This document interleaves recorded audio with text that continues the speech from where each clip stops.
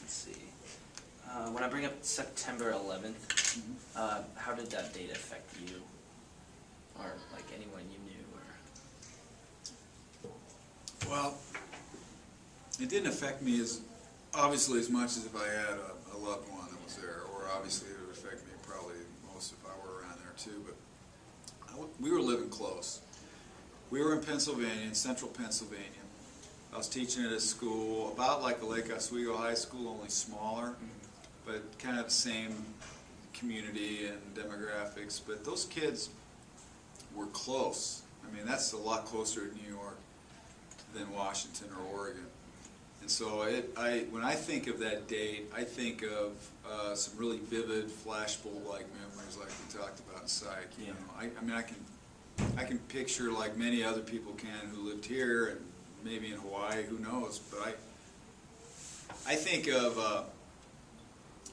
just all the events of that morning and how it came to play. I was teaching a global issues class, by the way, and it was kind of interesting because it had just started the Middle East unit. I don't know, maybe a week earlier, and I was just going to introduce that day a unit on terrorism, because that was an area that I specialized in my graduate school. The study of it, not the practice of it, right? Gotta make that clear to the camera. very clear. Yeah. And so, terrorism really involves a very international web, a very strong international network. So you may have somebody who puts together a piece of the bigger puzzle in your plan. You know, in Eastern Europe, and somebody else in South America, and somebody else in the Arabian Peninsula, and somebody in North Africa, and it all kind of coalesces and comes together with all the plan. It's very complex, where they clearly wouldn't have been able to do what they did. Iran and their nuclear program, all those issues going on between different groups in Gaza, West Bank, between the Israelis and Hamas and Fatah and the Hezbollah, and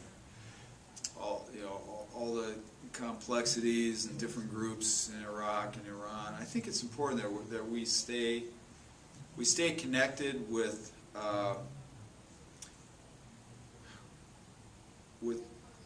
serving the stability of the region. And I suppose you could make an argument that them having nuclear weapons would enhance the stability in the Middle East, but I really don't think it does. But how we go about keeping that from happening is going to, once again, I think is going to be the most important feature. And it's a challenge. It's kind of just crazy. But that definitely is a feature in the conflict in the Middle East. One way or another, you know, I'm not going to say in what way it is, but everybody can have their own views on it, but it's definitely a player. Oil's a player. Yeah. And you know what? The day that it stops being a player is going to be the day we're going to have a lot more to be concerned about.